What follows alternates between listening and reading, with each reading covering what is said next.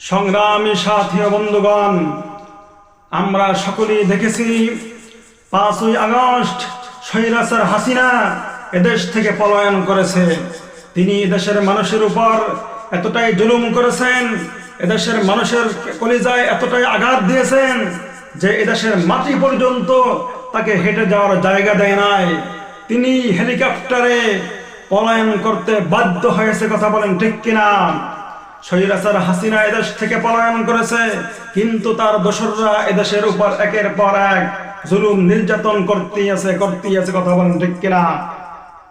কোন সময় তারা হিন্দুত্ববাদের রূপ ধারণ করে এদেশের মানুষের উপর আক্রমণ নির্যাতন করে, আবার কোন সময় আনসারদের রূপ ধারণ করে এদেশের ছাত্র জনতার উপর, এদেশের মানুষের উপর নির্যাতন চালাচ্ছে। কথা বলেন ঠিক কিনা?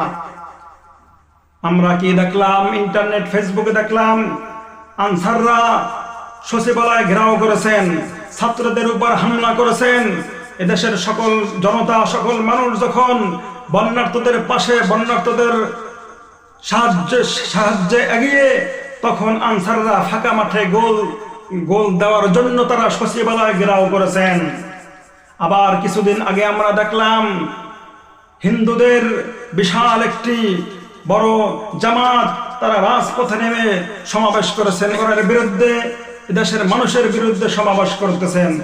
যখন এদেশের সেনাবাহিনীরা তারা তাদেরকে আইনের আয়ত্তে নিয়ে আসলেন, তাদেরকে বয়কট করলেন, তখন হিন্দুরা তাদের জবান থেকে বলতে বাধ্য হয়েছেন যে আমাদের সাথেও কিছু স্বৈরাচারের দোসররা আছেন, তারাই উস্কানি দিয়ে আমাদেরকে রাজপথে নামিয়ে নিয়ে আসছেন।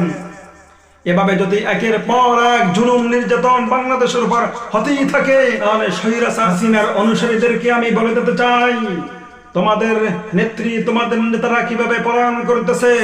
কেউ গাছতলায় শুয়ে জীবন কাটাইতেছেন, আবার কেউ বরফ বিছায় জীবন কাটাইতেছেন, আবার কেউ ভারতে বাংলাদেশের সীমা অতিক্রম করতে গিয়ে ভারতের বিএসএফ এর গুলির আঘাতে তারা নিহত হয়ে যায়। তারা যেভাবে লাঞ্ছিত হয়ে দুনিয়া থেকে উৎখাত হইতেছে, তোমরা এভাবেই লাঞ্ছিত হয়ে উৎখাত হওয়া যদি বাংলাদেশের প্রতি ষড়যন্ত্র করো, কুনজরে তাকাও।